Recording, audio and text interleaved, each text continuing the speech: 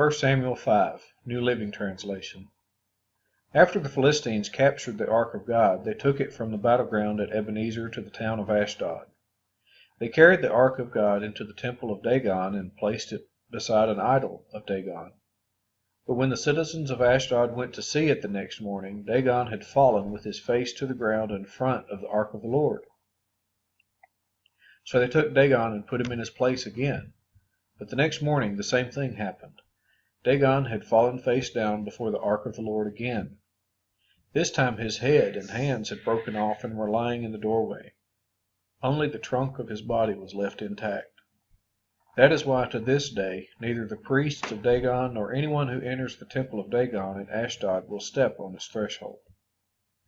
Then the Lord's heavy hand struck the people of Ashdod and the nearby villages with a plague of tumors.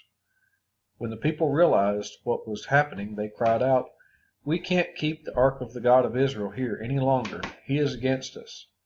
We will all be destroyed along with Dagon, our God." So they called together the rulers of the Philistine towns and asked, "What should we do with the ark of the God of Israel?"